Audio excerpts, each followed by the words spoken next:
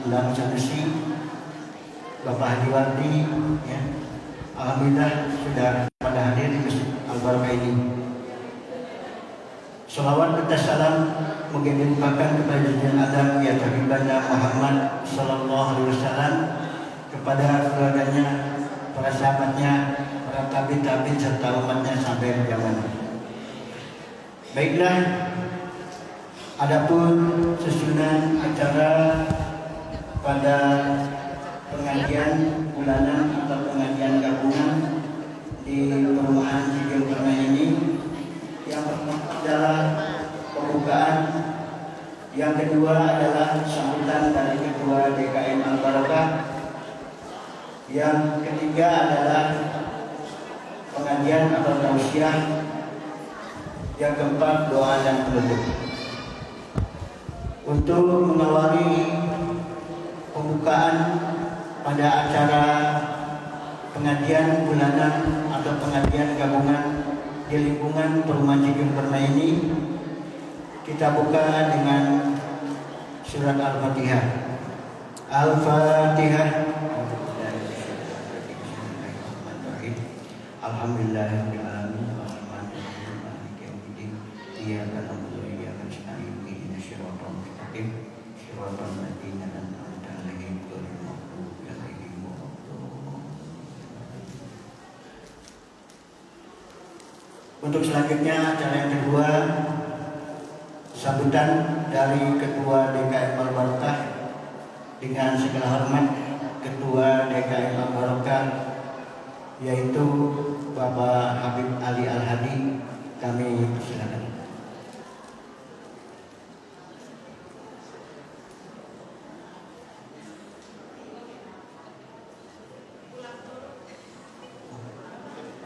Pulang dulu. Ini nasihat. Ya, alhamdulillah. Mudah-mudahan ya, karena Pak Habib tadi pulang dulu ya, insyaallah ya. Untuk sambutan ini kita sambut dengan sambutan dari penasehat DKM Al-Barakah. Dengan segala hormat kepada Bapak Haji Kasum, kami persilakan. Habibnya pulang dulu. Nah itu nih. Nah, mau maju boleh. Udah. Sini.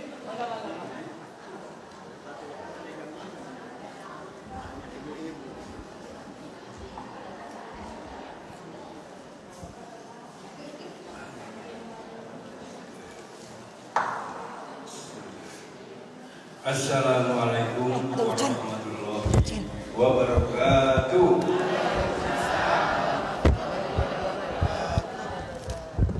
Alhamdulillahirabbil alamin wassalatu wassalamu ala asyrofil anbiya'i wal mursalin sayyidina Muhammadin wa ala alihi washabbihi ajmain. Rabbi shrah li sadri wa yassir li amri wa hlul 'uqdatam min lisani yafqahu qawli. Amma ba'd. Yang kami hormati Pak Ustadz, para pengurus DKM, para penasehat, dan seluruh jamaah Masjid Al-Barakah, bapak-bapak dan ibu-ibu, serta anak-anak generasi penerus nanti. Pertama-tama marilah kita sama-sama mengucapkan puji dan syukur kehadirat Allah Subhanahu wa Ta'ala karena atas limpahan rahmat dan karunia-Nya yang terhingga setiap saat kepada kita sekalian. Mudah-mudahan Malu Pak Haji. manusia-manusia yang bertakwa kepada Allah Subhanahu wa Ta'ala. Amin. Salawat dan salam semoga tercurah kepada junjungan kita Nabi besar Muhammad sallallahu alaihi wasallam, keluarga, sahabat dan umatnya sampai akhir zaman.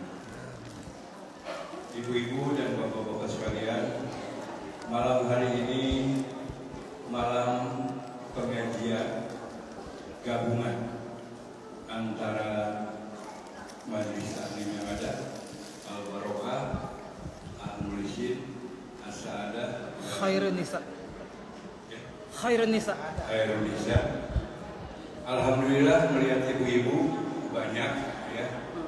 Biasanya perwakilan Bu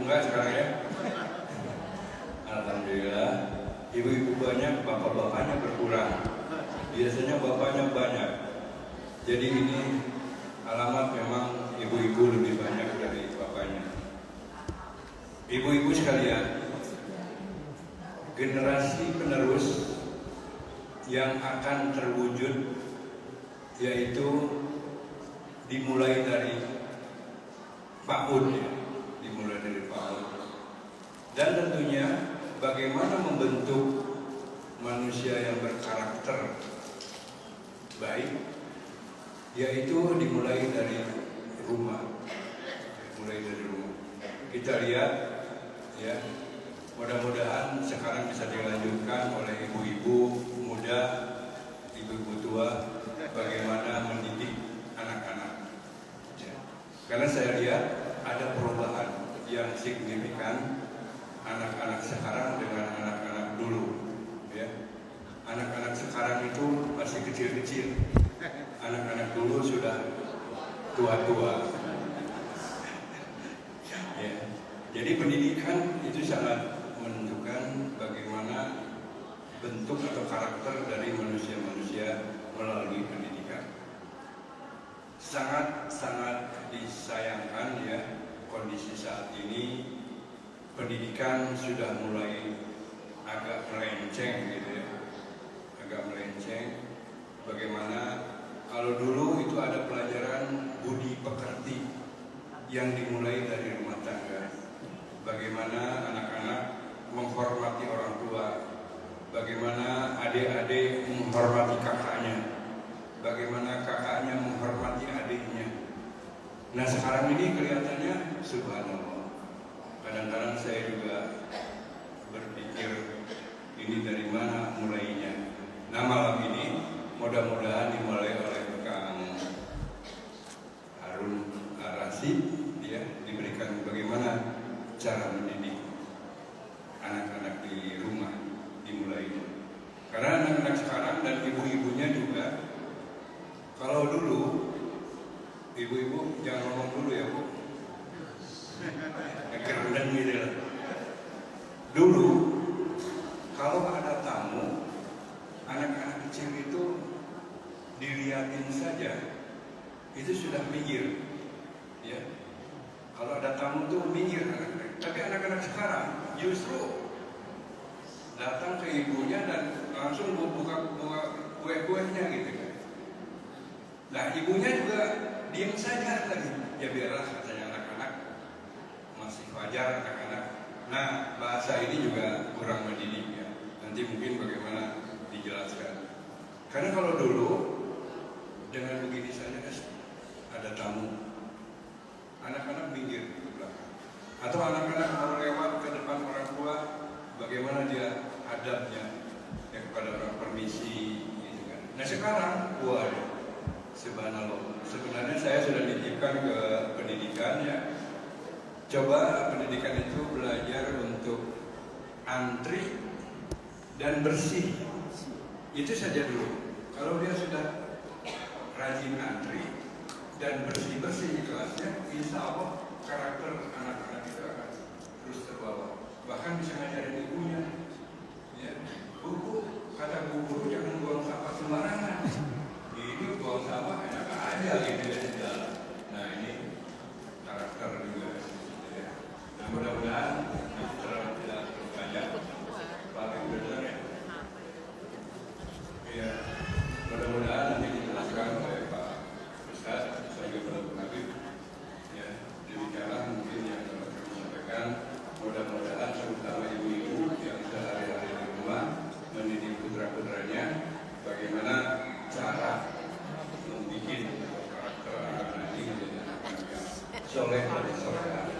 Ya, demikian mungkin harapan kita semua orang tua, karena masa depan adalah milik anak-anak kita. Demikian, terima kasih atas perhatiannya. Wabillahi taufiq wal hidayah. Wassalamualaikum warahmatullahi wabarakatuh.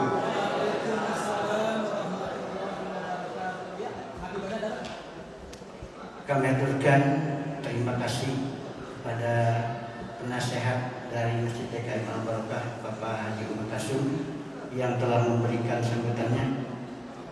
Untuk selanjutnya yaitu sambutan Ketua DKM Al Barokah. Alhamdulillah sudah ada. Dengan segala hormat kepada Habib Ali Al Hadi, kami persilakan.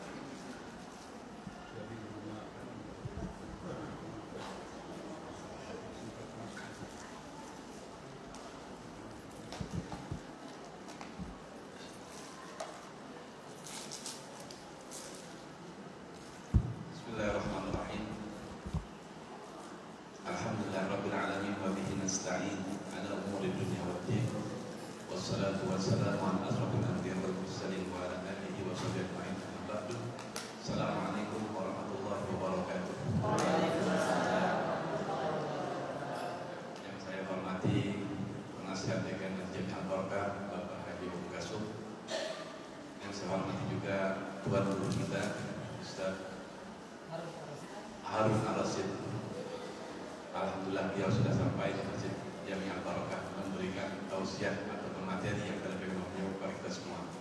Dan saya hormati para hadirin hadirat yang hadir pada malam hari ini. Insya Allah setiap langkah yang keluar dari tubuh kita semua dibalas oleh Allah Subhanahu wa taala dan kebaikan. Masyaallah muslimin wal muslimat rahimahullah. Alhamdulillah pada malam hari ini merupakan pengajian gabungan dari tiap-tiap majelis taklim yang diadakan DKM Masjid Al Barokah tiap 1 bulan sekali. Cuman sekali lagi saya minta maaf untuk bulan ini kita persiapannya belum matang. Biasa sudah ada taman di depan sudah ada taman-tamannya di depan karena di asli karena protes beberapa orang kata takut ada najis katanya. Jadi DKM mau dulu pohon-pohonan yang nggak pakai najis. Ayo boleh pun insya Allah. Ya. Tapi sebetulnya sih kita bisa lebih baik lagi nanti pohon yang bagus tapi nggak perlu pakai bibit pupuk dari kotoran dari bikin nanti dari tanah asli jadi nggak mempengaruhi kenajisan yang ada pada tanaman tersebut. Karena terus terang saya pribadi ingin membedakan pengajian biasa sama pengajian gabungan. Jadi seakan-akan saya menghormati kehadiran bapak-bapak dan ibu pada malam hari ini ada suasana yang baru, ada suasana baru, nggak suasana seperti biasa. Buat saya pribadi ini suasana kering begini Bu. Saya dengan pepohonan, ya, saya dengan taman. Jadi insya Allah bulan yang akan datang ada taman yang insya Allah pengajian. Jadi biar ibu dan bapak ibu melihat enak. Nah, harapan dari saya sebagai yang diamanatkan menjadi DKM Masjid Al Barokah, sekali lagi saya inginkan tiap pengajian bulanan pada malam Jumat terakhir ini kalau bisa semaksimal mungkin kita keluar semua kumpul bersama bersilaturahmi di Masjid Jami Al Barokah. Gunanya untuk melihat sesama tetangga kita, sesama saudara kita agar hubungan silaturahmi di kompleks KJ Permai ini semakin erat. Tidak ada lagi yang satu rumah masih tidak bicara karena masalah kecil. Jadi insya Allah dalam pengajian ini menjadikan forum silaturahmi antara kompleks KJ Permai baik blok baru ataupun blok lama. Tidak ada blok-blokan masjid buat muslimin yang ada di kompleks KJ Permai khususnya. Ya, jadi bukannya masjid ini punya komplek RW 7 enggak. Bukan juga punya RW 11 bukan. Tapi punya warga kompleks KJ Permai. Nah, sekali lagi saya inginkan insya Allah bulan-bulan berikutnya kami DKM akan lebih maksimal mungkin menyediakan baik fasilitas ataupun materi-materi yang diberikan oleh bapak-bapak dan ibu sekalian agar menambah wawasan keilmuan kita di bidang agama Islam. Mungkin karena sudah waktu agak mepet kalah karena materi yang akan diberikan sangat bagus Pak. Ini materi ini sangat bagus untuk pendidikan kita semua buat keluarga kita semua. Mudah-mudahan apa yang diberikan oleh Ustaz kita dapat bermanfaat buat kita semua. Mungkin cukup sekian sambutan dari saya. Ada Allah wa yakum. Wassalamualaikum warahmatullahi wabarakatuh.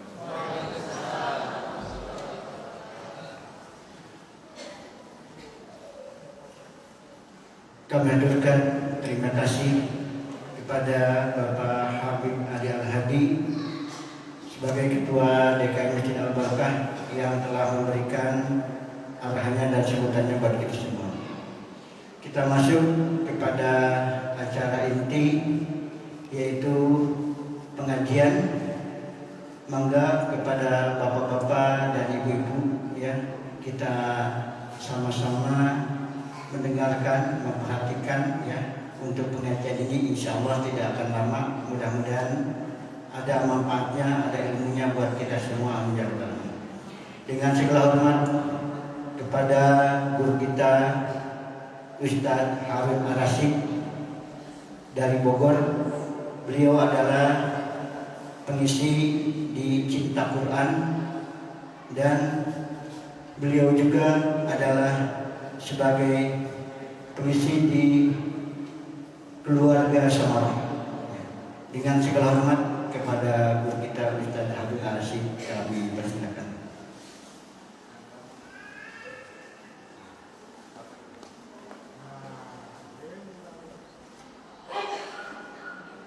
Panas nggak, Sir? Panas ya, Anton? Rasanya Sudah. nggak ada.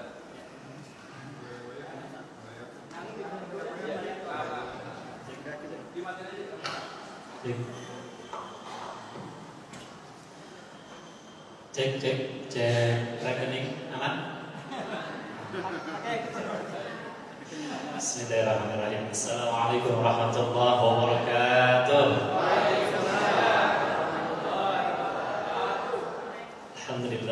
Alhamdulillah rabbil alamin.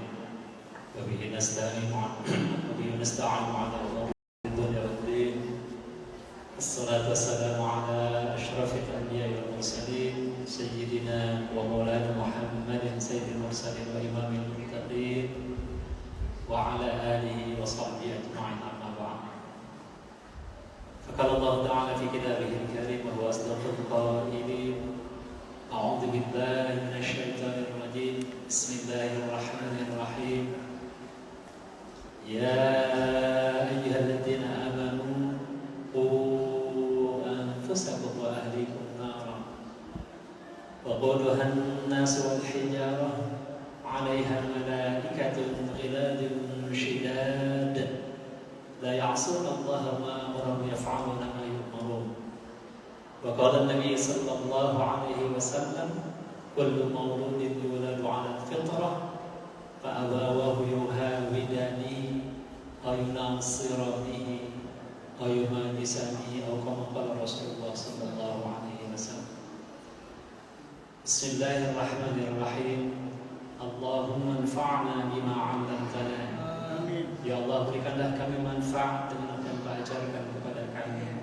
Wa'allimna ma yanfa'una. Ajarkan kepada kami apa yang bermanfaat bagi kami. Warzuqna 'ilman nafi'an. Ya Allah, anugerahkan kepada kami ilmu yang bermanfaat, ilmu yang mendorong kami semakin taat kepadamu dan kepada Rasul-Mu. Rabbana zidna 'ilma warzuqna fahma birahmatika ya arhamar rahimin. Ya Rabb kami, tambahkan kepada kami ilmu, anugerahkan kepada kami pemahaman dengan rahmat-Mu, Wahai Zat yang Maha Pengasih Maha Penyayang. Amin ya Allah ya Rabbal Alamin. Yang kami hormati dan kami muliakan Penasehat DKM Pak Haji Upuk. Juga yang kami hormati dan kami muliakan Ketua DKM Ustaz Habib Ali. Juga seluruh jajaran DKM dan Bapak Ibu serta hadirin rahimakumullah. Alhamdulillah, sungguh merupakan satu nikmat Allah di malam yang mulia ini kita kumpul di majelis yang mulia, majelis yang insya Allah dihadiri juga oleh para malaikat yang malaikat akan memohonkan ampun bagi mereka yang hadir di majelis ta'lim, di majelis ilmu karena ikhlas karena Allah. Bahkan ikan-ikan di lautan memohonkan ampun kepada mereka yang hadir di majelis ilmu niat karena Allah Subhanahu wa taala. Karena itu yang pertama, yuk kita luruskan niat kita hadir semata-mata karena Allah. Juga majelis ilmu menjadi jalan kita mendapatkan surganya Allah Subhanahu wa taala. Man salaka tariqan yad'u fi 'ilman salaka fi jannah. Siapa yang menempuh jalan untuk menempuh ilmu karena Allah, maka Allah akan perjalankan dia kepada salah satu jalan dari berbagai jalan menuju surga. Mudah-mudahan hadirnya kita di tempat ini juga menjadi jannah, mendapatkan surganya Allah Subhanahu wa taala. Amin. Bapak Ibu yang dirahmati Allah, di kesempatan malam ini saya diminta untuk menyampaikan satu kajian materi, ya, rumah pendidikan pertama dan utama. Kenapa? Sebentar lagi memang mau masuk tahun ajaran baru ya. Di saat ibu-ibu pusing, bapak-bapak pusing kan. Sebelum saya mulai dengan materi, Bapak Ibu, anak itu anugerah atau beban? Anugerah atau beban? Anugerah. Tapi biasanya tiap tahun ajaran baru, aduh, itu mahal, ini mahal, masa sekolah mahal, berarti beban. Coba anugerah apa beban? Beban. Anugerah plus beban. Anak itu anugerah dari Allah Subhanahu wa taala, tapi dia akan jadi beban dunia akhirat kalau kita salah mendidiknya. Betul ya? Nah, karena itu kita akan mulai pendidikan itu dari rumah, karena masih banyak orang tua yang mengandalkan pendidikan itu di sekolah. Apalagi kalau sudah sekolahnya sekolah Islam terbaru. Saya selain juga mengisi cetak Quran, harus minimal diamanahi juga ya jadi pembina di sekolah tahfiz plus SMP Khairul Ummah di Bogor, boarding anak-anak. Jadi tiap hari menghadapi itu anak-anak usia SMP. Nah, biasanya orang tua yang mau masuk ke sekolah saya tanya dulu, Bapak Ibu menyadari nggak kalau pendidik pertama dan utama anak Bapak Ibu adalah Bapak Ibu sendiri? Kita sih berharap sekolah Ustaz. Pokoknya asalnya saya bayar, terima anak saya jadi soleh-solehah. Enak amat. Sekolah saya bukan laundry, mohon maaf. Sekolah saya bukan bengkel gitu ya. Kami siap bekerja sama dengan Bapak Ibu, tapi tidak siap kalau diandalkan sepenuhnya. Yuk kita lihat nanti ya. Siapa sebenarnya pendidik pertama dan utama? Kita sama-sama baca basmalah. Bismillahirrahmanirrahim. Rumah sebagai sekolah pertama dan utama. Bapak Ibu, kalau kita hari ini melaksanakan sholat, dapat pahala insya Allah? Dapat. Kalau sudah meninggal masih dapat pahala sholat? Kalau kita sudah meninggal masih dapat pahala sholat? Tidak, karena sudah tidak sholat lagi kan? Kalau hari ini kita saum, dapat pahala? Kalau sudah meninggal masih dapat pahala? Tidak, karena kita sudah tidak saum lagi. Kalau hari ini kita wakaf, entah wakaf ke masjid, ke majlis taklim, pesantren, dapat pahala? Setelah kita wafat masih dapat pahala wakaf? Dapat, masih ngalir. Betul ya? Saya jadi ingat di masjid ini dulu terakhir ke sini ya, lalu ya masih berantakan. Masya Allah, luar biasa. Yang kedua, kalau kita mengajarkan ilmu hari ini, apakah dapat pahala? Dapat. Setelah kita wafat masih dapat pahala? Dapat. Kalau hari ini kita mendidik anak-anak kita, insya Allah dapat pahala? Setelah kita meninggal masih mendapatkan aliran pahala? Ya, berdasarkan sabda baginda Rasulullah Muhammad SAW, "Idza mata ibnu Adam inqata 'amaluh." Jika meninggal seorang anak Adam, terputus pahala amalnya illa min thalasin, kecuali dari 3 hal, yakni sedekah jariyah, sedekah yang mengalir, yakni wakaf. Ada sedekah biasa, ada sedekah wakaf. Kalau sedekah biasa kasih 5.000 dimakan habis sekali pahalanya. Tapi kalau wakaf berbentuk barang karpet kah, ya, semen segala macam, dapat pahala dan selama ini digunakan ngalir pahala. Kalau hari ini kita mengajarkan ilmu, insya Allah dapat pahala. Setelah kita meninggal, orang yang masih menggunakan ilmu itu, kita dapat pahala. Ya, yang kedua, ilmu yang tertawi. Yang ketiga, awaladin soleh, anak soleh yang mendoakannya.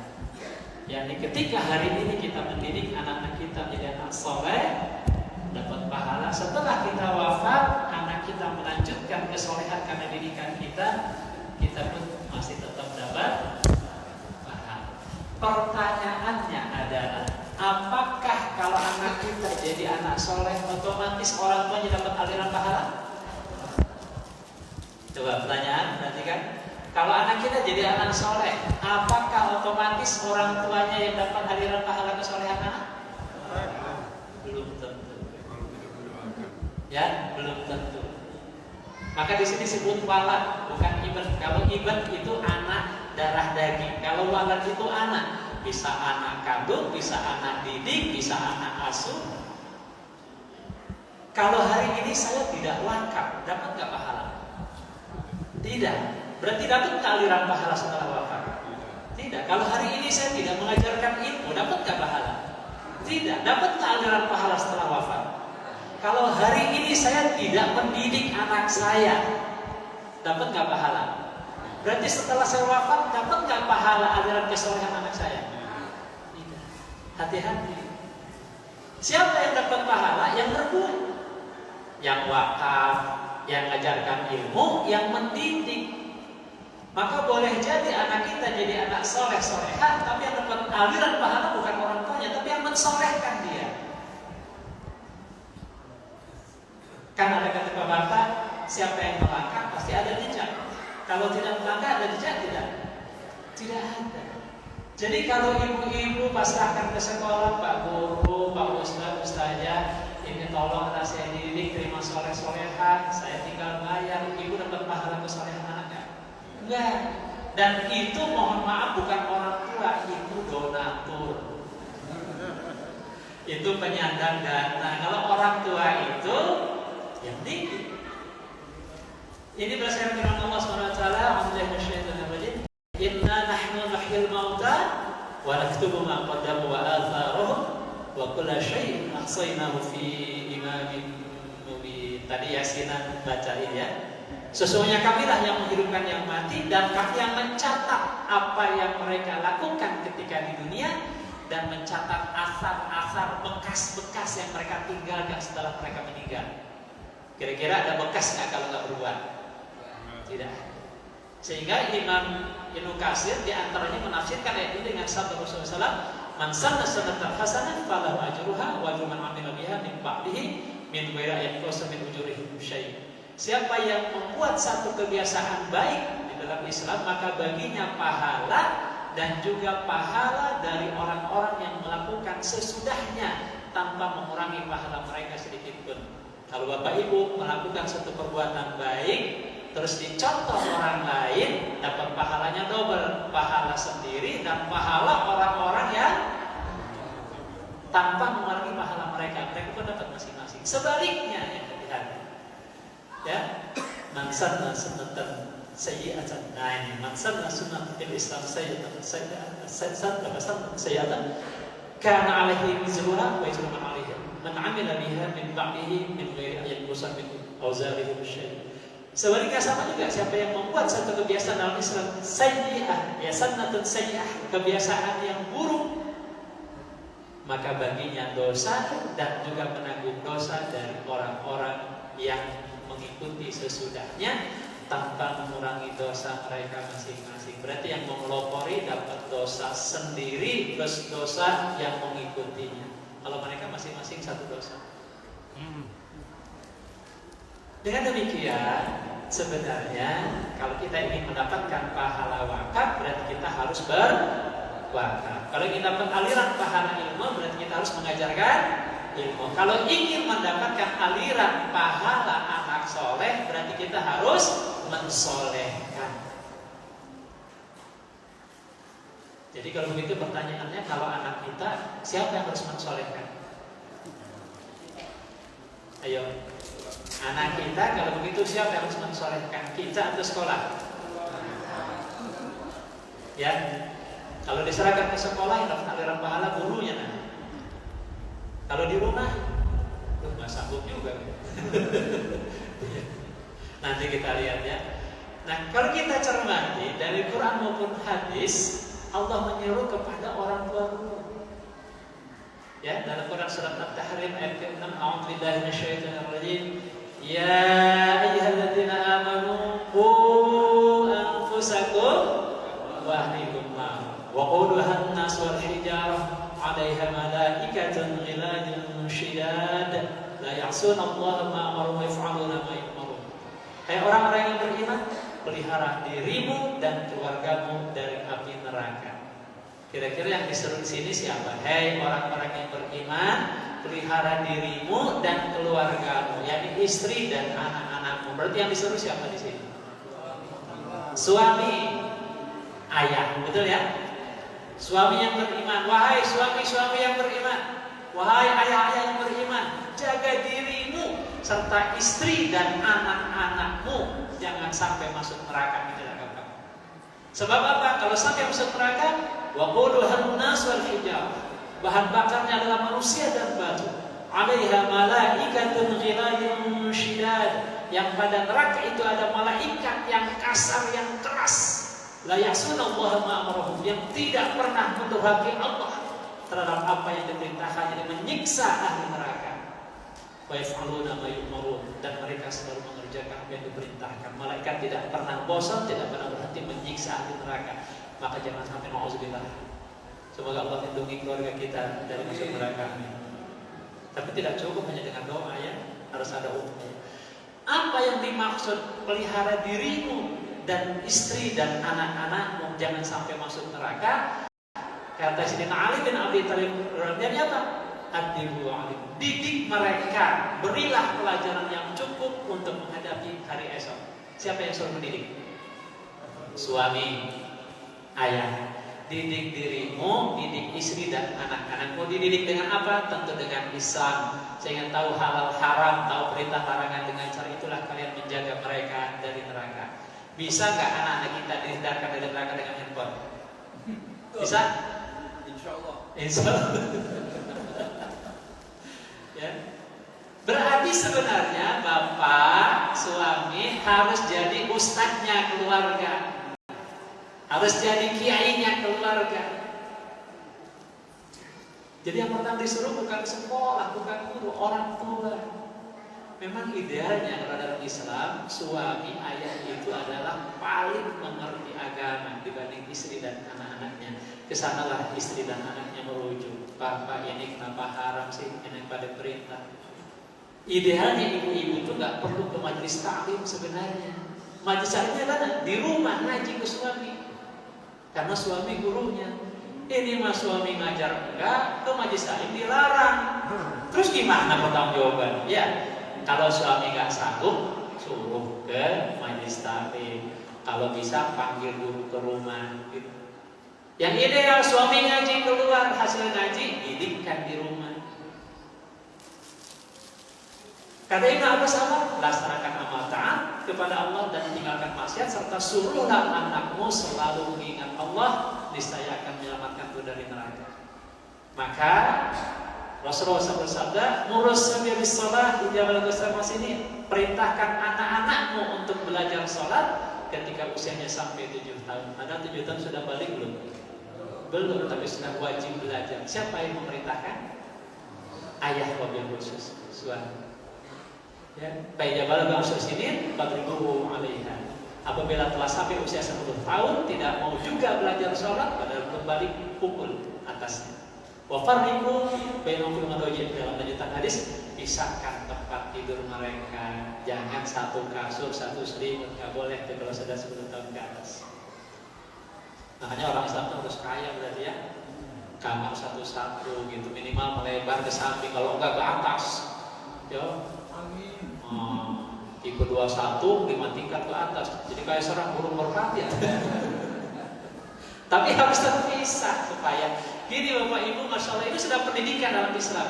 Walaupun adik kakak kalau sudah 10 tahun wajib dipisah, karena sangat mungkin kakak tergoda orang adiknya. Setan gak pilih-pilih, na'udzubillah sama na'udzubillah, terjadi kan? Ya, kejahatan seksual terhadap saudara. Laki-laki dan laki-laki dipisah, apalagi laki dengan perempuan harus pisah kamar. Tidak boleh ya anak masuk ke kamar orang tuanya tanpa izin. Kalau sebelum mumayyiz di waktu zuhur, di waktu subuh, di waktu isya wajib minta izin. Kalau sudah mumayyiz apalagi balik, wajib minta izin di seluruh waktu. Enggak boleh tuh masuk ke kamar orang tuanya. Kamar orang tuanya harus sendiri, kamar anak sendiri. Begitu dalam Islam. Wa farriqu bainal madajid, pisahkan tempat tidur mereka. Minimal tempat tidur tingkat, kalau masih satu kamar. Lebih bagus lagi masing-masing punya kamar. Ini mah lu Ustaz rumahnya juga 4L. Lu lagi nguplak di situ. Tipe 16 plus. Nah, mohon kepada Allah berikan rezeki ya Allah, agar berikan rumah ya minimal tipe 72 tingkat lah gitu ya. Amin.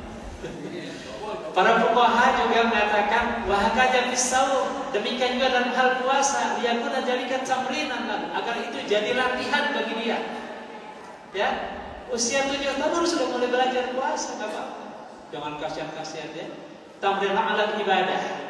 Latihan dia atas ibadah likai yang bahwa mustaqirran ala ibadah wa ta'ah wa mujadabatul ma'asi wa tarikul munkar, agar itu menjadi berkelanjutan setelah dia balik, itu menjadi berkelanjutan dalam hal ibadah, ketaatan, menjauhi maksiat dan meninggalkan kemungkaran. Kalau enggak dibiasakan dari kecil susah. Dan seterusnya juga adibuhum wa'alimuhum, didik mereka, ajari mereka. Yaqulu i'malu bi ta'atillah wa taqu ma'asyallah. Ya, dia berkata ajarkan i'mal dengan ketaatan kepada Allah dan agar takut maksiat kepada Allah. Wa amiru ahlikum bi dzikri yunjikumullahu minan nar. Ingatkan, perintahkan keluarga kalian untuk mengingat Allah akan menjauhkan kalian dari neraka. Intinya adalah menurut keterangan para ulama, kewajiban ayah mendidik istri dan anak. Ya, ta'muruhum bi ta'atillah wa tanhum an maksiatillah. Perintahkan mereka taat kepada Allah, larang mereka dari maksiat kepada Allah, wa antakum 'alaihim bi amrillah. Dan agar mereka melaksanakan atas mereka perintah Allah dan seterusnya. Intinya adalah sekali lagi seruan Allah ini kepada siapa? Suami kepada ayah. Ini makanya harusnya para bapak banyak yang hadir nih. Perwakilan. Emang di mana-mana ibu-ibu yang rajin baju saling kan? Bapak kan alasannya sibuk kerja, ya, padahal nonton TV. Ya, bapak-bapak harusnya juga lihat, perhatikan. Kalau mauludin yuladu ala fitrah, setiap anak dilahirkan dalam keadaan suci, fitrah, salah satunya beriman kepada Allah. Fitrah kita itu beriman kepada Allah. Ya, ketika ada lamur kita ditanya alas tu rabbikum, bukan kami adalah Rabb kalian? Qalu bala syahidna. Semua manusia berkata, ya kami bersaksi. Anak paus, maksudnya paus yang dimatikan, bukan paus di laut. Anak paus lahir dia muslim. Ya, anak kiai, anak perampok, anak pencopet, anak perzina, lahir semuanya muslim. Pak abawahu, bapak ibunya lah yang memberikan pendidikan. Kalau dididik dengan keyahudian jadi Yahudi, kalau dididik dengan kenasranian jadi Nasrani, kalau dididik dengan kemajusian jadi Majusi, kalau dididik dengan Islam berarti tetap Islam. Anak paus begitu lahir dititipkan ke kiai, kira-kira jadi apa? Islam. Anak kiai dititipkan ke paus, kira-kira jadi apa? Berarti anak yang iman secara fitrah itu dia akan menyimpang dari fitrah tergantung pendidikan. Pendidikan di mana? Yang pertama di rumah. Tadi betul kata Habib, kata Yai dulu mah anak-anak ada diajarkan, gitu ya, mainnya ke musola. Dulu zaman saya ketika kecil tidak ada internet, ya. TV masih hitam putih, itu pun masih TVRI, paling unyil, kelompok capir, dari desa ke desa, aman nggak? Aman. Ada culik, main paling ke musola, ya, main galasi, benteng. Sekarang siapa yang didik? HP, ya, setan gepeng, pembantu, televisi, bapak ibunya sibuk kerjaan. Padahal anak cuma satu dititip ke neneknya. Ya Allah. Dulu berapa anaknya? 7, 9, 11. Keurus nggak tuh? Keurus. Kalau sekarang anak satunya nggak keurus, ada apa ya? Karena suami istri sibuk kerja, alasannya nyari uang. Nyari uang. Ya pagi sampai malam. Berangkat anak belum bangun. pulang anak sudah tidur, berangkat matahari pun terbit, pulang matahari sudah terbenam, anak tidak urus. Padahal yang harus mendidik siapa? Ketika saya ngisi training ini, ada seorang bapak bilang, Ustaz, baru saya jadi takut nih, saya kerja di Kalimantan, pulang 2 bulan sekali, ini gimana solusinya? Berhenti, saya bilang. Kerja di Bogor, yang penting dekat rumah, bisa mendidik anak, nggak apa-apa, gajinya lebih besar, yang penting dekat rumah. Ya. Yang penting dekat rumah, walaupun gajinya lebih besar. Apa? Berhenti, saya bilang. Oh iya, betul kata Nabi. Laki-laki yang paling bahagia adalah yang pekerjaannya dekat rumah. Saya baru merasa hari ini. Saya itu dulu kuliah di IPB Fakultas Kehutanan. Orang bilang IPB Institut Pesantren Bogor karena banyak jadi usaha. Saya kalau kerja di hutan, insya Allah waktu itu 9 bulan sana kalau untuk kaya gampang. Ya, jadi saya ini orang hutan. Misalnya kerja di hutan untuk kaya gampang waktu itu. Dulu tuh yang namanya kehutanan, Pertamina, Bea Cukai itu basah. Tapi saya mikir, kalau sekarang di hutan cuma dapat uang, terus istri, keluarga, anak gimana ngurusnya? Sudahlah, saya bilang tuh ibu, ini ekstrimnya saja. Kalau saya kerja di kehutanan, kalau kaya gampang, tapi takwa susah, karena bertemannya dengan orang hutan, dengan harimau, gimana takwa? Tapi kalau kerja di Bogor, insya Allah untuk takwa dekat, karena banyak ustaz, banyak pengajian, banyak pesantren. Tapi mungkin untuk kaya nggak segampang di sana. Gimana? Mending takwa tapi kurang kaya, atau kaya tapi kurang takwa? Ya udahlah, buat apa jauh-jauh. Kalau saya sih bilangnya mendingan takwa walaupun kaya. Ya itu nggak apa-apa, bagus ya. Udah hanya milih di sini. Akhirnya saya bergerak di bidang pendidikan dari awal. Ya sampai sekarang ngurus anak-anak di sekolah di Standar Tahfiz. Akhirnya saya bergerak di bidang ketuhanan, sekarang bukan kehutanan lagi. Training keluarga segala macam. Dan saya merasakan keberkahan. Kalau dulu saya pernah kerja di Jakarta, Bapak Ibu, Masya Allah, kopi subuh berangkat ngejar-ngejar kereta, KRL yang lumayan, campur baur dengan tukang salak, tukang joko, segala macam manusia. Ke kantor baju basah keringatan. Pulang, sholat maghrib sedapatnya, kadang di Depok, kadang di mana saja. Sampai rumah jam 9 jam 10 udah capek, sholat isya malam. Yang menjelang subuh berangkat lagi, gitu aja hidupnya. Terus saya bilang, apa hidup kayak begini? Udah, bismillah, keluar. Ya Allah, saya tidak bisa hidup begini. Anak istri saya gak urus. Saya ingin keluar dari pekerjaan ini. Ya Allah, tolong berikan pekerjaan yang dekat. Ya Allah, ya nggak apa-apa, gajinya lebih besar juga. Gitu. Dikabul, alhamdulillah. Ya, jadi jangan minta. Ya Allah, biarin kecil juga. Ada dikasih yang kecil. Dekat dengan rumah. Habis subuh masih bisa ngaji, ngajar ngaji, bimbing anak-anak, berangkat kerja siang, sore sudah di rumah. Ya, ya bapak-bapak yang kerjanya jauh, silakan pindah ke yang dekat, cari yang gajinya lebih besar. Amin. Baik, berarti orang tua pendidik pertama dan utama. Sepakat? Sepakat? Dari mana Ustaz? Kan ada dalilnya. Nih hadisnya, nih Qur'annya. Betul ya? Berarti orang tua terutama siapa? Ayah. Ayah itu laksana kepala sekolah, ibu laksana guru dan wali kelas. Kepala sekolah harus hadir ya? Hadir. Jangan ini kan ayah tugasnya nyari nafkah, itu bukan ayah, itu donatur, penyandang dana.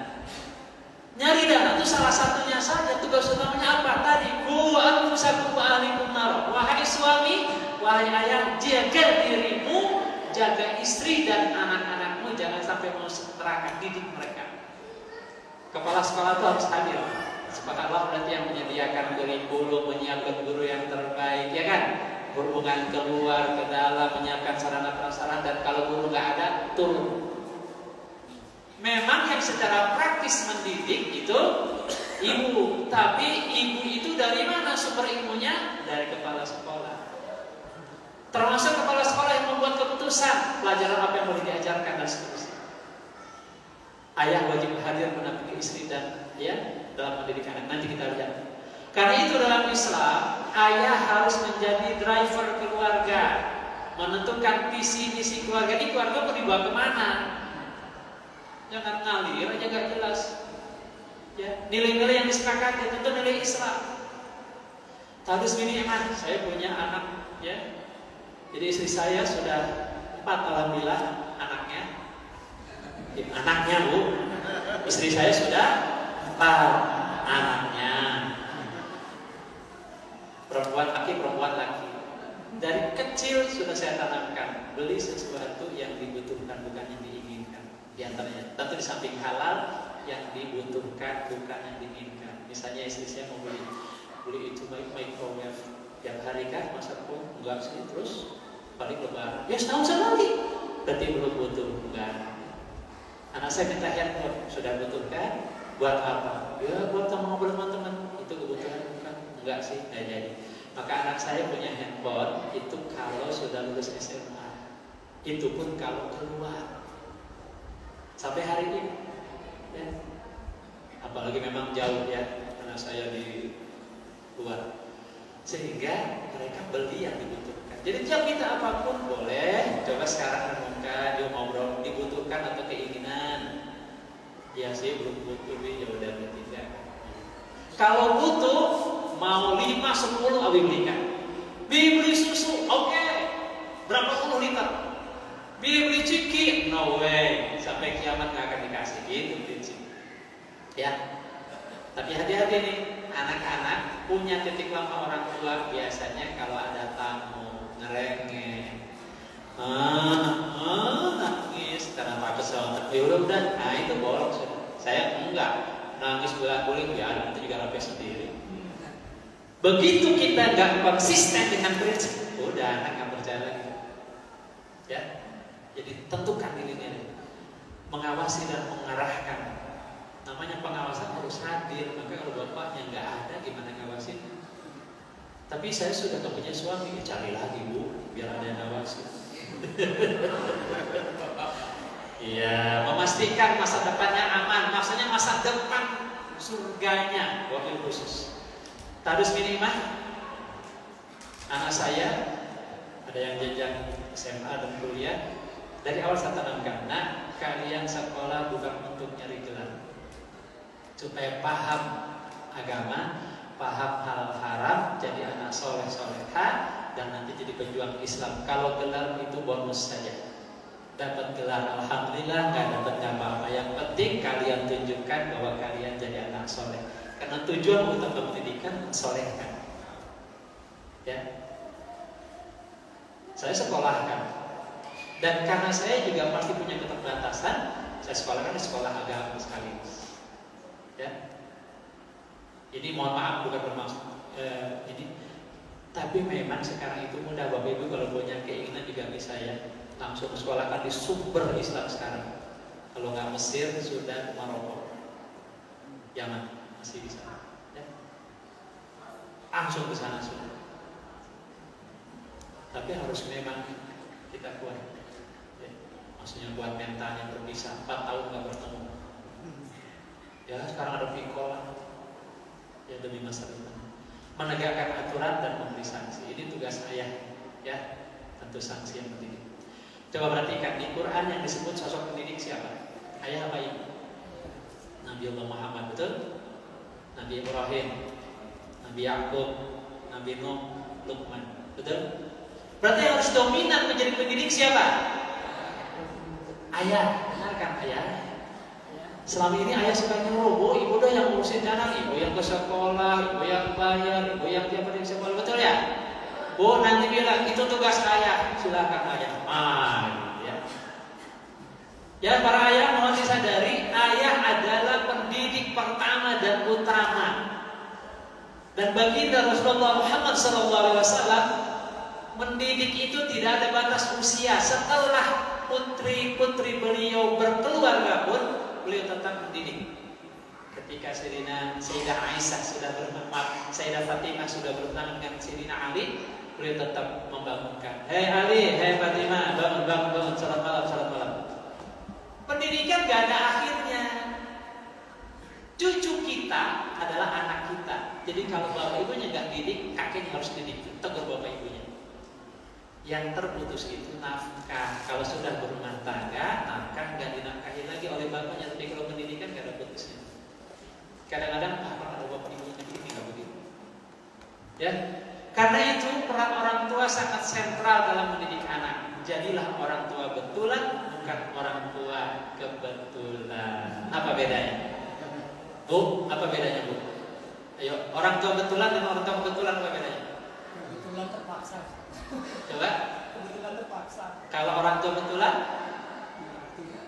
Asli. Asli. Kalau orang tua kebetulan? Enggak asli, palsu. Karena nikah juga orang tua. Ayo, apa bedanya orang tua betulan dan orang tua kebetulan?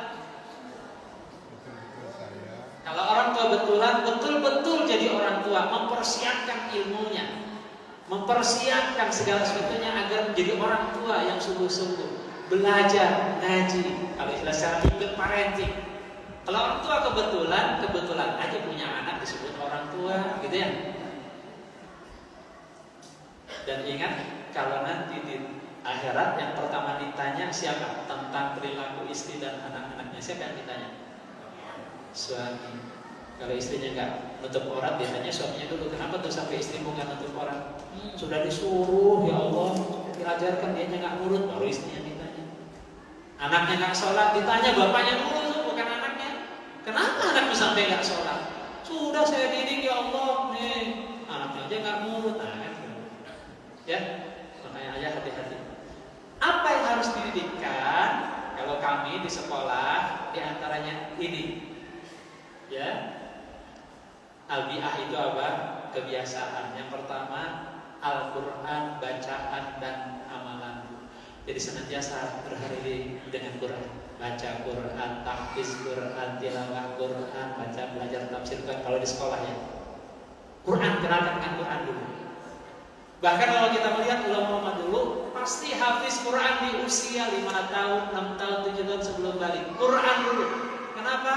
Quran itu akan melembutkan jiwa, mencerdaskan otak, menguatkan daya ingat dan menjadikan hidupnya berkah sehingga gampang diisi ilmu-ilmu yang lain. Nanti kita lihat. Al-Quran disingkatnya Al-Bi'ahku. Al-nya Al-Quran, bacaan dan amalanku, dekatkan dengan Quran. Yang kedua, bersih diri dan lingkunganku. Jadi di sekolah saya nggak ada tuh anak-anak yang piket, dia kerjakan kebersihan, mereka nyuci sendiri, diajarkan, dibiasakan. Ibadah sepanjang hayatku, ibadah berjamaah, qobliyah, ba'diyah, tahajud, duha, saum Senin Kamis, dibiasakan. Bu, anak-anaknya harus dibiasakan. Ahsan tutur kata dan perbuatan. Wah, sekarang nih Masya Allah, kalau dengar omongan anak-anak ya, kompleks saya sebelahnya maaf perkampungan, aduh kalau ngomong jadi kebun binatang itu. Dan itu sudah seperti tidak ada rasa gitu ya. Mohon maaf. Ya, anjing, babi, keluar semua. Goblok, tolol, kayak dan itu seperti bercanda gitu ya. Makanya saya waktu itu ada ngisi di Tasik dengan orang tua kan halus gitu. Duh bapak, resepnya di dia mah bentar, enak ngomongnya halus. Duh bujang-bujang Pak Ustadz, boro-boro Pak Ustadz, di sini mah jangan banyak anjing yang mau naik kuliah. Kok bisa? Iya, Jing, gak kuliah Jing, liburnya. Oh gitu, samping lain, mau di sini juga kalau anak mudanya mah. Bu, ini nih, tutur kata yang baik tanamkan di rumah. Saya ingat dulu gara-gara bergaul dengan teman-teman yang ngomong gak baik, begitu pulang sampai ibu saya diambilin cabai tuh.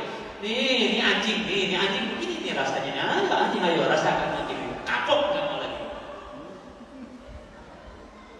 Tolong titip anak sekarang ucapannya. Termasuk sekarang kata Ustadz Somad, bahasa anak sekarang bahasa kurang santun, bahasa sosmed. Kamu kelas berapa? 5. Di SD mana? Umur berapa? 12. Gitu ya ngomong. Nggak ada. Kalau dulu kamu sekolah di mana? Di SD Pak, di SD Bu, nggak ada sekarang. Termasuk tadi sopan santun kalau lewat, ya termasuk di sekolah saya diajarkan untuk adab, cium tangan. Kalau ada guru lewat punten sambil buku, sekarang sudah nggak ada. Tanamkan di rumah akhlak, adab, kata-kata yang baik, kalimat-kalimat yang baik. Tahadus binikmah, karena dibiasakan saya dulu dengan ibu saya, sekarang keluarga saya tidak ada yang membantu kalimat-kalimat yang tidak. Carikan lingkungan yang baik. Yang ketiga, ya Yang kelima, halal thayyib, makanan dan minuman harus yang halal dan thayyib. Apa itu thayyib? Halal jelas halal. Kalau thayyib mengandung zat-zat yang bermanfaat buat tubuh yang tidak merusak otak dan saraf. Karena itu saya akan larang anak saya makan yang kira-kira merusak tadi, kayak bensin, ciki, saus yang gak jelas segala macam. Ini kadang-kadang kebiasaan. Kalau biasa ke Kentucky, biasa nonton, dia nggak mau tuh.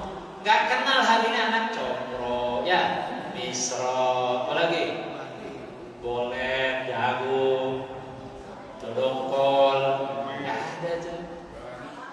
Talas. Saya kenalkan anak saya, ya. Sebulan per minggu jalan. Rumah saya di Pagelaran, jalan ke Pasar Anyar itu kurang lebih 5 kilo, jalan kan. Harus minimal. Sejak saya dari kecil juga sekarang istri dan anak saya belum pernah ke rumah sakit, dirawat maksudnya. Karena itu makanannya ditata sehat. Karena investasi masa depan anak itu investasi masa depan dunia apalagi akhirat. Sepuh-sepuh kita dulu kenapa sehat-sehat? Makanannya halal thayyib, betul ya? Sekarang usia 40 stroke, darah tinggi, diabetes, apalagi jantung koroner, ya, karena makanan. Betul kita lagi. Ini yang paling buruk adalah gentong badan, yang paling butut adalah perut. Ada 3 yang paling aku takuti menimpa umatku. Perut gendut karena terlalu banyak makan, banyak tidur, dan malas. Nah, hadirin. Maka perbanyak puasa. Kalau orang tua kita dulu banyak puasa, makanan sehat, sering jalan, betul ya? Sekarang udah jarang jalan, ke depan motor, angkot, makanannya jelek, jarang puasa. Maka banyak anak-anak masih belasan tahun sudah kolesterol, ya. Oke, yang pertama apa? Al-Quran, bacaan dan amalanku, bersih diri dan ikanganku, ibadah sepanjang hayatku, ahsan tutur kata dan perbuatanku, halal thayyib makanan. Ini yang kami biasakan di sekolah. Dan itu alhamdulillah tidak terbawa dulu. Cuma ini godaannya sekarang orang tua bilang, Pak Ustaz, kalau di rumah agak susah ya, main HP ya? Iya Ustaz, iyalah kalau di asrama nggak ada handphone. Ini penyakit, ya, bukan hanya penyakit anak-anak, penyakit bapak ibu juga. Ya, suami sampai, sini sahabat, iya, ibu juga begitu, ya, yuk ditata lagi rumah tangga kita. Nah, itu yang harus dibiasakan. Metode pendidikan kepada anak pertama doa, doakan anak kita. Jangan putus-putus doa. Ud'u rabbakum tadru'an wa khufyan innahu la yuhibbul mu'tadin. Mohonlah kalian kepada Rabb kalian dengan merendahkan diri dan lirih. Sesungguhnya Allah tidak menyukai orang yang mau ibadah. Doa sih doa, Bu. Kadang-kadang Bapak Ibu, hari ini kita belum berdoa, yang ada hanya melafalkan teks doa. Kadang-kadang nggak paham apa yang dibaca. Doa itu artinya memohon. Kalau memohon paham atau tidak? Kalau bahasa Arabnya nggak paham, mending pakai bahasa Indonesia langsung. Ya Allah, mohon anugerahkan rezeki ya Allah. 10M aja Allah. Langsung 10M kecil nggak buat Allah? Kecil. Langsung lebih terasa daripada apa? Kenapa? Karena disuruhnya ud'u rabbakum tadru'an wa khufyan. Memohonlah kepada Rabb kalian dengan merendahkan diri dan lirih. Ya? Dan seterusnya tidak. Kemudian yakin akan diijabah. Jadi ada tata cara doa itu ya, jangan asal baca doa. Tengah malam bangun, ya Allah, mohon jadikan anak-anak saya soleh-soleha, cerdas, sehat, paham agama, jadi pejuang Islam, wafatkan mereka dalam syahid di jalan Rasul. Terus doa sirahul mu'minin, senjatanya orang-orang mukmin. Doa mukhul ibadah. Doa itu intinya ibadah. Doa orang tua mustajab. Setelah doa apa? Qudwah, keteladanan. Ya, Baginda Rasulullah bersabda, birru aba'akum tabirrukum abna'ukum. Berbaktilah kalian kepada kedua orang tua kalian, niscaya anak-anak kalian akan berbakti kepada kalian. Pak Bu, jangan mimpi anak kita berbakti kepada kita kalau kita sendiri tidak berbakti ke orang tua kita. Pak Bu, jangan mimpi anak kita rajin ngaji kalau kita sendiri tidak pernah ngaji. Jangan bermimpi anak kita rajin ke masjid kalau bapaknya nggak pernah ke masjid. Jangan mimpi anak kita jadi hafiz Quran kalau bapak ibunya nggak berusaha jadi hafiz Quran. Anak saya di sekolah tahfidz, saya juga kebetulan lulus itu. Jujur saya juga belum banyak hafalannya. Yang penting buat anak bukan berapa hafalan kita, tapi kita berprosesnya seperti mereka menghafal bersama. Mereka paham kok. Saya bilang, nah, Abi itu sudah banyak urusan, banyak pikiran segala macam, tidak secepat kamu untuk menghafal. Anak-anak melejit. Bapaknya ke situ, ntar ingat ini lupa, ini ingat itu lupa. Itu tidak jadi masalah buat anak, yang penting kita melakukan atau tidak. Terima setoran, dukungan kebersamaan orang tua sangat luar biasa dibutuhkan. Anak saya kemarin pas Ramadan itu mau setoran, ya. Di sana katanya ustadznya sedang sibuk terima setoran yang lain. Udah setoran ke sini aja, pikor sudah. Yang penting kita mau menyediakan waktu berkorban. Sekarang banyak teknologi ya. Ya, karena kata anak soleh itu hasil dari orang tua soleh, betul? Betul? Anak itu cerminan dari orang tua. Jika anak bermasalah, cerminan orang tua sekitarnya bermasalah. Jadi kalau anak bermasalah, jangan salahkan anak dulu, pasti orang-orang tua sekitarnya bermasalah. Karena dia nyontoh kok, ya. Yang kedua, nasihat yang baik. Beri nasihat. Bu, Pak, anak paling gak suka diceramahin. Assalamualaikum warahmatullahi wabarakatuh. Jangan lupa sholatnya suka. Anak sukanya apa? Diajak ngobrol. Sedikit ceramah, banyak ngobrol dan banyak bersamaan. Kalau anak sudah mulai uring-uringan, apalagi SMP, SMA, jangan diceramahi, jangan disalahkan. Bawa aja ke pecel lele, makan bersama, ngobrol santai. Dulu anak saya waktu SMA mulai ngomong-ngomong tuh pengen keluar. Udah, saya bawa, makan, ya. Mungkin orang lihat, ini bapak-bapak istrinya muda amat, dikiranya anaknya kan. Ya dikiranya istrinya kan. Saya bawa, udah, ngobrol di situ, gitu ya. Udah, reda, mau lagi ke sekolah. Ya, jadi anak senangnya bukan diceramahi, senangnya diajak ngobrol santai. Jangan langsung ke permasalahan. Yang penting dekat dulu, anak percaya sama kita. Sehingga alhamdulillah anak-anak saya itu kalau ada masalah apapun, itu pasti yang pertama rujukan adalah ke saya. Bi, kok aku kemarin begini, itu gimana ya? Kemarin tuh anak saya yang paling kecil saya, sekarang SMP lagi, dulu SMP, di sana SMP lagi di Mesir sana. Dia tanya, Bi, kok aku sekarang kalau lihat perempuan mulai bergetar ya? Oh, ya nggak apa-apa, itu normal sih kalau melihat lawan jenis nggak bergetar itu bahaya. Nggak apa-apa, itu normal. Tinggal bagaimana itu diarahkan. Sibukan dengan itu.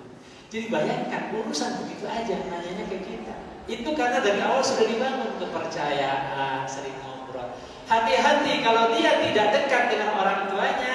Kalau orang tuanya tidak dipercaya, ketika dia ada masalah dia ngobrol dengan yang dia percaya, yang dia dekat. Kalau yang dia dekat itu orang yang baik, alhamdulillah. Kalau orang yang tidak baik, coba kalau dia ngobrol percaya dengan teman-teman di jalan-jalan sana, jadi preman. Kalau yang dekatnya adalah maaf, yang LGBT sekarang, jadi tidak LGBT. Maka memang pendidikan rumah harus didukung oleh lingkungan juga yang baik, lingkungan yang Islami. Hati-hati. Sebelum dia ngobrol ke orang lain, biasakan dia percaya kepada kita, ngobrolnya dengan kita, ada masalah apa. Jadilah orang tua pendengar yang baik bagi anak, agar anak kita percaya kepada kita, sehingga nilai yang didengar bukan orang lain atau lingkungan. Ya. Kalau untuk anak kecil, kata istilahnya jam 18 sampai 21, closing semua, nggak boleh ada gadget, nggak boleh ada TV, nggak boleh ada laptop, apapun matikan semua. Di situ 3B, apa itu? Belajar dan bermain bersama. Maghrib sampai Isya, mau makan bersama, mau ngaji bersama, mau belajar bersama, yang penting ada waktu ngobrol. Kalau saya hariannya, kalau dulu anak lagi kecil itu, maghrib sampai Isya, subuh sampai jam 6, itu waktu ngobrol, ngaji, makan bersama. Terus Sabtu Ahad saya kasihkan waktu. Memang harus serius urus anak itu, karena saya khawatir kalau mereka tidak dekat dengan saya, kalau ada masalah curhatnya ke yang lain. Ya, kalau curhatnya ke Ustaz, kalau curhatnya ke preman. Yang keempat, adiyah, pembiasaan yang tadi dibiasakan. Anak SD, SMP, bahkan SMA kadang-kadang belum berbuat karena kesadaran, masih pembiasaan. Dibangunkan, kalau di sekolah dibangunkan jam 3, setengah 4. Begitu di rumah, saat kok susah di sini, ya karena tidak dibiasakan. Ya, kemudian muraqabah, pengawasan, awasi siapa temannya, awasi apa bacaannya, awasi apa tontonannya, awasi di mana lingkungannya. Harus diawasi, apalagi hari ini sendirian di rumah megang handphone, dia bisa berselancar ke seluruh dunia. Kata Buya Garisman, kalau anak sudah nonton misalnya pornografi, itu jauh lebih berbahaya daripada narkoba. Narkoba hanya merusak 3 titik di otak, pornografi merusak 5 titik di otak. Yang salah satunya akan dirusak adalah titik kemanusiaan, sehingga dia tidak ada rasa belas kasihan sifat. Kalau nanti punya istri, dia ingin menyiksa istri. Kalau dia punya anak, dia kasih sayang, itu yang dirusak pornografi. Lebih bahaya daripada narkoba.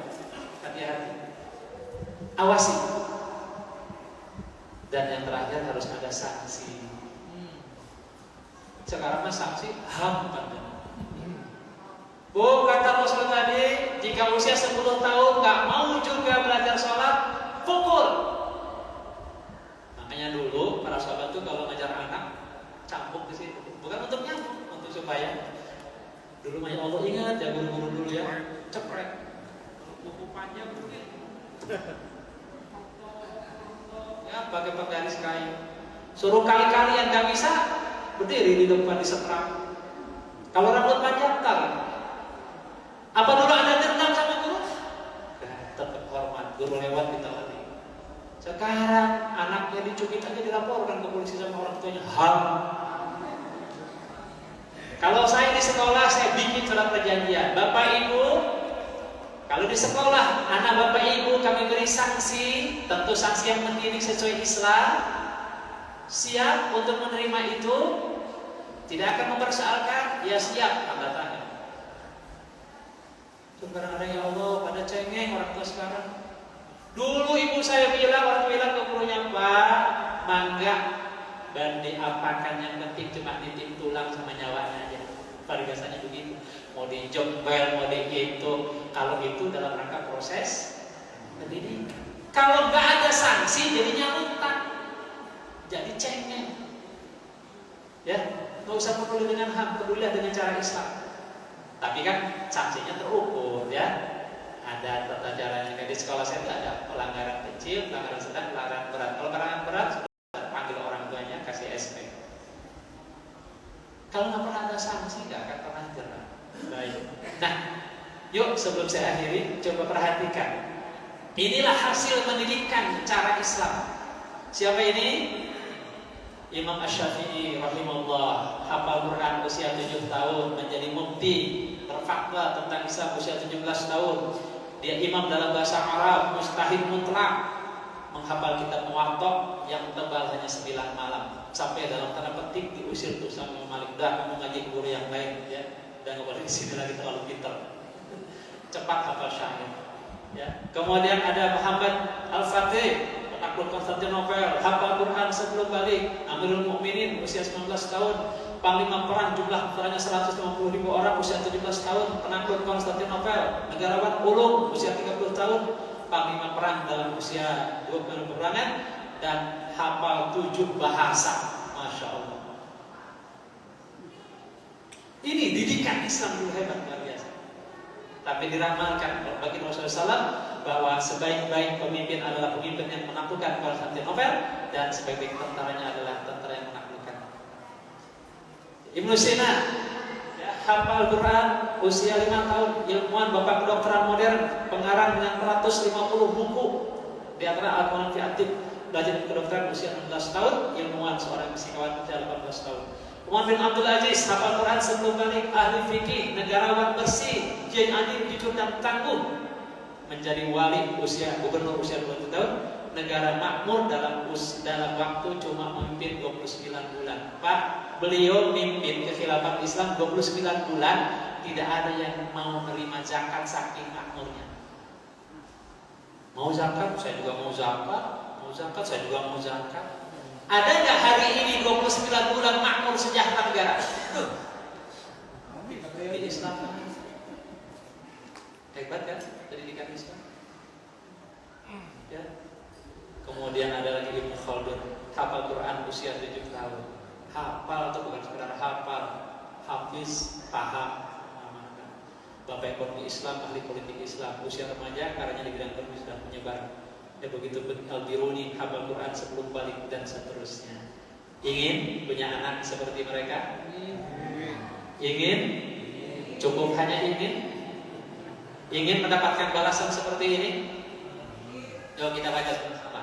Siapa yang membaca Al-Quran, mempelajarinya, mengamalkannya, maka akan dipakaikan mahkota dari cahaya pada hari kiamat. Cahayanya seperti cahaya matahari, dan kedua orang tuanya dipakaikan 2 jubah kemuliaan yang tidak pernah didapatkan di dunia.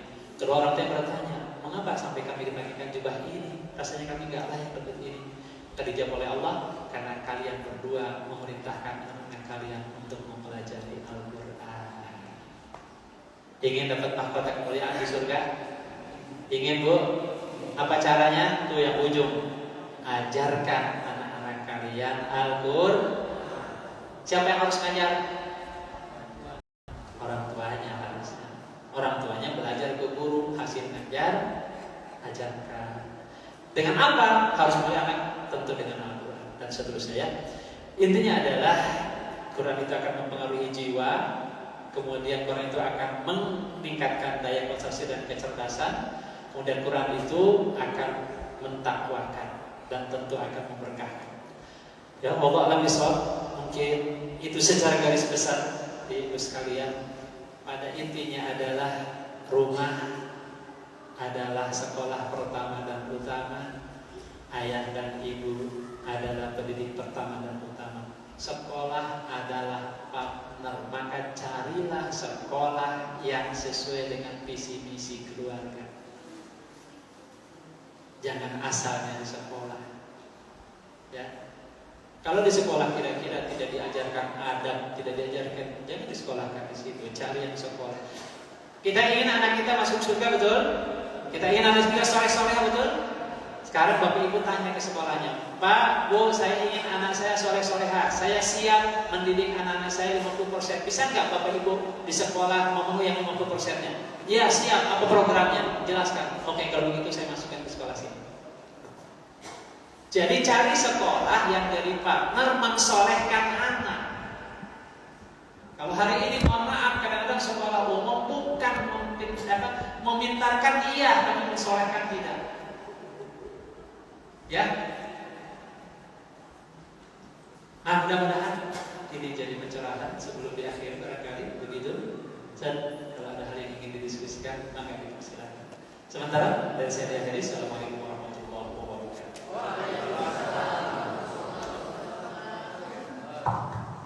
Silakan, ada yang mau bertanya, mumpung masih ada waktu ya sebelum 9:30. Silakan dari Bapak dulu. Ada?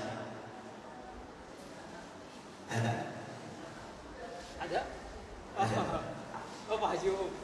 Pak Haji, dari Ibu seorang ada nanti? Ada nggak dari Ibu? Silakan nanti dikasihnya. Nah, dari Bapak aja dulu, karena Ibu belum siap.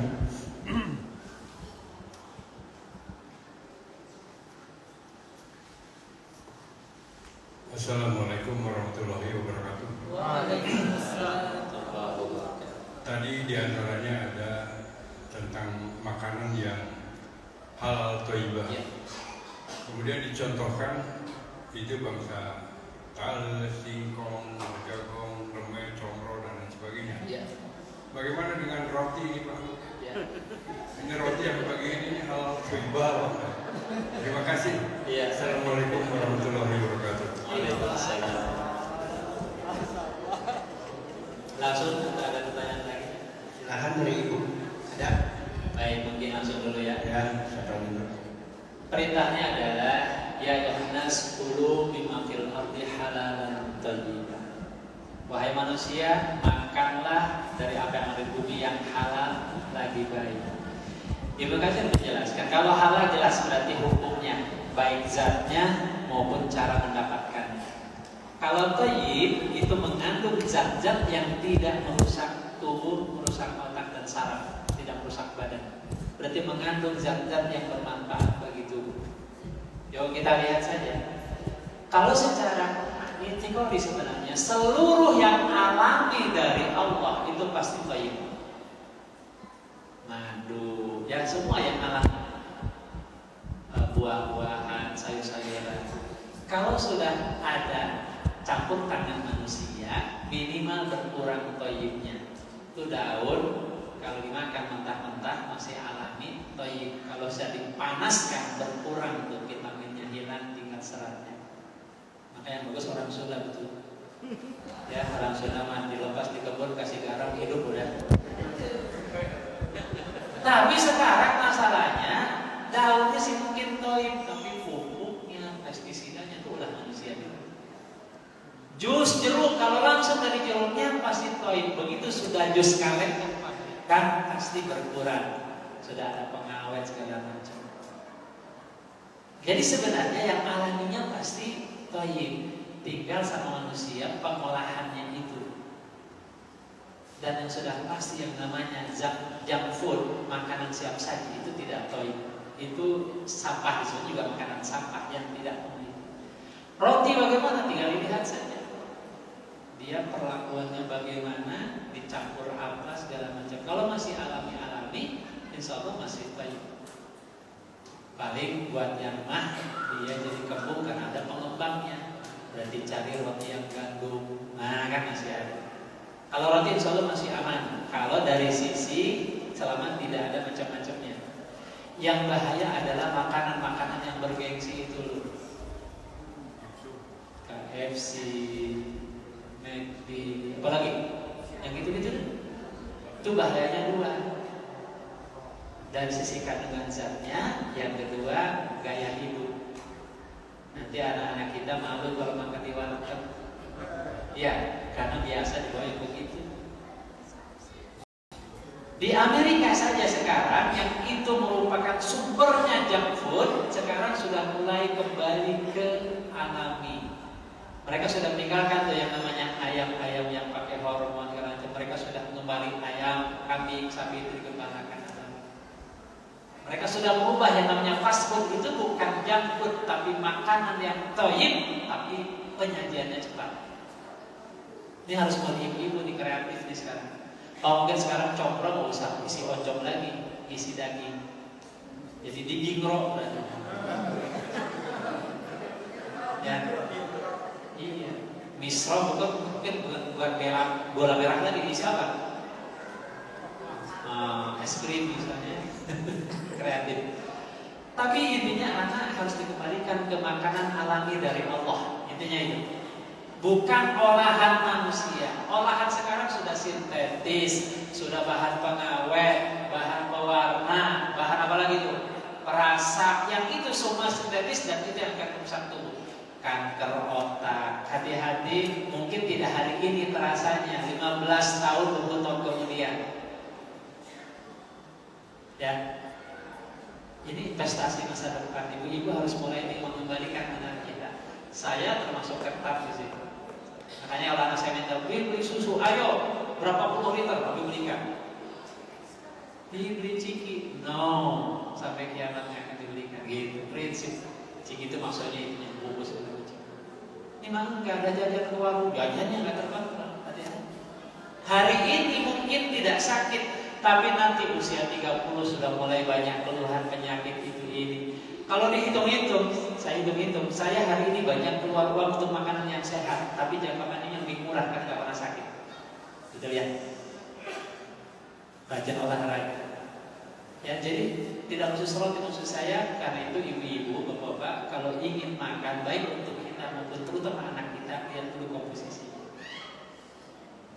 Ya, dulu kami merasakan ketika mahasiswa itu pasti kalau nggak mah tipes. Kenapa? Tiap hari makan Indomie. Karena kuliahan kan cepet-cepet, pagi-pagi masak itu pakai telur, siang ini telur, malam ini telur. Tiap bulan tuh 1 dus, 2 dus gitu. Pokoknya kalau nggak mah, kalau nggak tipes bukan mahasiswa gitu sih.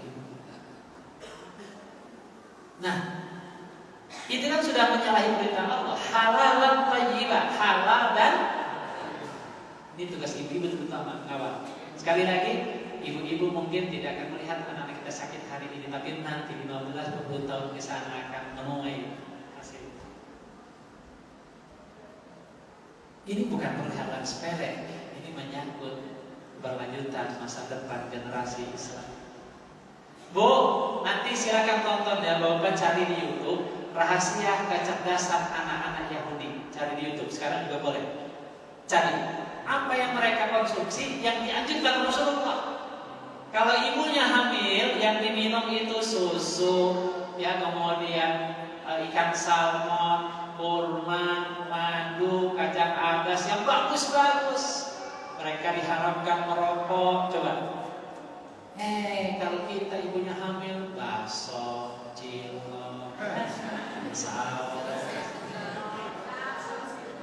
ya. Yahudi bu, boleh dicari di YouTube rahasia kecerdasan orang Yahudi. Mereka justru memakan makanan yang dianjurkan Rasulullah SAW. Jadi mereka cerdas, mereka bikin tuh makanan-makanan yang rusak disebar ke orang Islam. Biar mereka yang rusak, mereka yang cerdas. Ya, ibu ada yang bawa handphone? Silakan dicari di YouTube rahasia kecerdasan orang-orang Yahudi. Salah satu faktor. Selain makanan, ibunya kalau hamil belajarnya statistik. Jadi merangsang otak bayi. Ini mah sudah makanannya cilok, nontonnya sinetron. Ya pantas lah anak. Gak cerdas. Ya begitu ya. Jadi makanan salah satu faktor penting dalam generasi anak, pendidikan anak. Ya makanya di sekolah saya nggak ada jajan. Ya, semua disediakan dari kantin terjaga. Nggak boleh, mereka nggak boleh jajan keluar, nggak terkontrol. Ya, dijaga makanan dan segala macam, ya, kebersihan. Alhamdulillah. Selama COVID kemarin kita tetap offline, nggak ada yang sakit. Sekali lagi, anak aset dunia akhirat. Kalau mereka sakit-sakitan berarti rugi kita. Ya. Ibu-ibu siap ya menyiapkan makanan yang halal dan thayyibah ya. Sekarang tinggal gimana caranya aja lah. Bahannya jagung. Yang anak-anak suka, jagung pakai keju, pakai susu misalnya ya, singkong pakai keju, pakai susu, pokoknya diolah tapi tetap halal. Mungkin kalau kayak dulu mah gitu ya, rebus singkong nggak suka sih anak sekarang ya. Ternyata rebus singkong tuh enak bu, kalau dicampur rendang itu enak. Iya. Makan pakai kerupuk ternyata nikmat juga, asal ditaburin santan. Bahkan Rasul tidak suka yang dibakar. Rasul sukanya yang direbus. Rasul itu kalau pagi, kalau malam itu nggak makan berat, boleh makannya yang sayur-sayuran, labu, sayuran. Berat cuma sekali siang. Pola tidur juga diatur Rasul itu. Tidur Rasul itu cuma 3 kali. Setelah Isya supaya bisa bangun malam, menjelang subuh, ya nunggu sampai subuh, dan qailulah sebelum sholat zuhur. Sudah setelahnya aktivitas. Ya, saya di sekolah dibiasakan pelajaran cuma sampai jam 11 lebih seperempat. Setelah itu qailulah menjelang zuhur. Jadi tidur di situ langsung di tempat belajar, gelar. Ini ternyata dilaksanakan oleh perusahaan internasional di Amerika. Mereka setting tuh tempat duduk kerjanya. Begitu menjelang zuhur istilah kita, mereka berhenti kerja, dibikin seperti kursi mobil bisa tidur, mereka istirahat.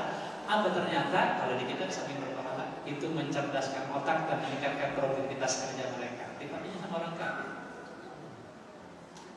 Kita mau begadang, subuh tidur malah. Nggak boleh habis itu. Memang dirusak sekarang ya. Waja'alna laila libasa, waja'alna rumah masya. Kami jadikan malam untuk pakaian beristirahat, menjadikan siang untuk mencari penghidupan. Sekarang dirubah, siang tidur, malam kerja, dirusak ya sama kapitalis. Dan begitu jadi macam itu. Berarti makanan dan pola istirahat harus dijaga. Dan itu orang tua. Begitu ibu sekalian, paham apa bingung? Paham apa bingung? Nah, bingung gimana menjalankan ini? Ada Ustaz? Masih ada? Ibu? Ibu masih ada, silakan ada satu lagi. Ini ya, boleh dicatat nih kalau bisa dibiasakan di selawat Al-Quran. Jadi subuh dan maghrib itu jangan macam-macam, udah ajak ngaji bersama. Ya, terus libatkan mereka ikat di rumah, nyapu. Kalau dulu anak perempuan itu sudah diajarkan masak, nyapu, nyuci piring. Ya, anak sekarang nikah bingung, masak aja nggak bisa. Ya, dulu mah diajarkan nanti kamu kalau jadi istri begini, betul kan? Sekarang enggak. Dan saya heran kadang-kadang anak sekarang baru nikah kemarin udah punya rumah, punya mobil, motor NMAX, begitu bunyi kredit, oh pantas ya. Dulu mah kita berumah tangga 10 tahun kita baru punya rumah. Ini baru rumah tangga kemarin, rumah ada, mobil ada, motor, ternyata kredit. Ya pantas lah pusing. Dua-duanya kerja nggak cukup. Ya, kembalikan wanita sebagai tugas utamanya umur warahmatul bait sebagai ibu yang mengasuh mendidik anak-anak dan mengatur urusan rumah tangga. Kembalikan ayah sebagai kepala rumah tangga, bukan penyandang dana. Memang tidak mudah mengembalikan fungsi itu di zaman yang hari ini sekuler liberal gitu ya. Memang berat, lingkungan sana tidak mendukung. Minimal di rumah dan sekolah saja kita perbaiki dengan Islam. Syukur-syukur nanti lingkungan luar juga terbaiki dengan Islam ya. Amin. Ya, hati-hati Bapak Ibu dengan lingkungan anak-anak kita termasuk LGBT. Seminggu saja Bapak, anak Ibu bergaul dengan mereka langsung berubah jadi LGBT. Seminggu nggak pulang. Anak kita yang normal, yang gagah, yang maco, seminggu saja bergaul dengan homo jadi homo. Bahayanya luar biasa. Hati-hati jaga lingkungan. Ya, mudah-mudahan ini bisa menambah pemahaman untuk kita dan mudah-mudahan Allah menjaga keluarga kita juga kita dari api neraka. Ya, ini selalu jadi pedoman ayat ini mudah-mudahan. Demikian barangkali yang kami hormati Bapak sekalian. Tidak, tolong ya mereka minta untuk berdoa. Oh, doa juga. Baik, sebelum ditutup mari kita doakan Allah Subhanahu wa taala, mudah-mudahan kita dijadikan Allah sebagai orang tua yang soleh dan soleha, dan anak kita jadi anak yang soleh soleha, dan semua kita selamat dari azab neraka dan kelak semuanya berkumpul di surganya Allah. Amin ya rabbal alamin. Al-Fatihah. A'udzubillahi minasyaitonir rajim. Alhamdulillahi rabbil alamin. Iyyaka na'budu wa iyyaka nasta'in. Ihdinas siratal mustaqim. Siratal ladzina an'amta 'alaihim ghairil maghdubi 'alaihim waladdallin. Alhamdulillahi rabbil alamin. Hamdan yuwafi ni'amahu wa yukafi mazidah. Ya Rabbana, ya Rabbana, ya Allah, ya Rabbana, lakal hamdu kama yanbaghi li jalalikal karim wa li'azimi sultanik. Allahumma salli 'ala sayyidina Muhammad wa 'ala ali sayyidina Muhammad. Allahumma ighfir lana ذنوبنا وكفر عنا سيئاتنا وتوفنا مع الأبرار. Ya Allah, ampunilah dosa-dosa kami, ya Allah. Hapuskan segala kesalahan kami, ya Allah, dan wafatkan kami bersama orang-orang yang berbakti kepada-Mu, ya Allah. Allahumma ighfir lana wa liwalidina warhamhum kama rabbawna shighara. Ya Allah, ampuni dosa-dosa kami, ya Allah. Ampuni dosa keluarga kami, ya Allah. Jika orang tua kami masih hidup, ya Allah, sehatkan mereka, ya Allah, jadikan mereka ahli ibadah, ya Allah. Jika orang tua kami sudah wafat, ya Allah, terangkan kubur mereka, ya Allah. Ampuni dosa-dosa dan kesalahan mereka, ya Allah. Tempatkan mereka, ya Allah, di surga dengan rahmat, ya Allah. Allahumma ma berqulubana, ya Allah. Sinari hati kami dengan Quran. Wa zayyid akhlaqana, ya Allah, indahkan akhlak kami, ya Allah, dengan Quran. Wahasil maqasidana, hasilkan segala maksud-maksud kami, ya Allah. Waqti hajatina, penuhi segala kebutuhan kami, ya Allah. Waj'alna Allah waj'alna wa azwajina wa auladina min ahli taqwa Quran, ya Allah. Ya Allah, jadikan kami suami, istri dan anak-anak kami menjadi ahli Quran dan ahli taqwa, ya Allah. Allahumma rabbana hab lana min azwajina wa dhurriyyatina qurrata a'yun waj'alna lil muttaqina imama. Ya Allah, anugerahkan kepada kami, ya Allah, pasangan hidup kami, suami dan istri kami, serta anak keturunan kami menjadi penyuci hati dan pandangan kami, ya Allah. Dan jadikan kami, ya Allah, para suami, para ayah menjadi teladan bagi orang-orang yang bertakwa, ya Allah, karena ketakwaan kami. Rabbana atina fid dunya hasanah wa fil akhirati hasanah wa qina adzabannar. Ya Allah, anugerahkan kepada kami, ya Allah, berbagai kebaikan di dunia ini, ya Allah, dan anugerahkan kepada kami, ya Allah, bagi akhirat juga berbagai kebaikan, ya Allah. Dan peliharalah kami, ya Allah, pelihara kami, ya Allah, pelihara kami, ya Allah, dari pedihnya azab neraka. Wadkhilna jannata ma'al abrar. Masukkan kami, ya Allah, ke dalam surga bersama orang-orang yang baik, ya Allah. Ya Aziz, ya Ghaffar, ya Rabbal Alamin. Wahai Zat yang Maha Perkasa, wahai Zat yang Maha Pengampun, wahai Tuhan Pencipta dan Pelihara seluruh alam. Wassallallahu ala sayyidina Muhammad wa ala alihi wa sahbihi wa baraka wa sallam. Subhana rabbika rabbil izzati amma yasifun. Wassalamu ala al-mursalin. Walhamdulillahi rabbil alamin. Dari saya demikian bisa disampaikan. Mohon maaf jika ada yang berkenan. Hanallahu wa yakum ajma'in. Assalamualaikum warahmatullahi wabarakatuh. Kami haturkan terima kasih kepada Bapak Ustadz Harun Ar-Rasyid yang telah memberikan ceramahnya bagi kita semua, dan kepada para jamaah, baik bapak-bapak dan ibu-ibu yang sudah sama-sama mengikuti kajian pada malam hari ini. Mari kita tutup pertemuan ini dengan pembacaan istighfar, hamdalah dan doa kifaratul majlis. Astagfirullahaladzim, alhamdulillahirabbil alamin, subhanaka Allahumma wa bihamdika, asyhadu an la ilaha illa anta, astaghfiruka wa atubu ilaik. Kurang lebihnya mohon maaf, dan sebelum keluar mohon masjid tetap bersih. Insyaallah di luar ada tempat sampah, ya, maka dibersihkan masjid terlebih dahulu sampahnya di bawah, ya. Assalamualaikum warahmatullahi wabarakatuh.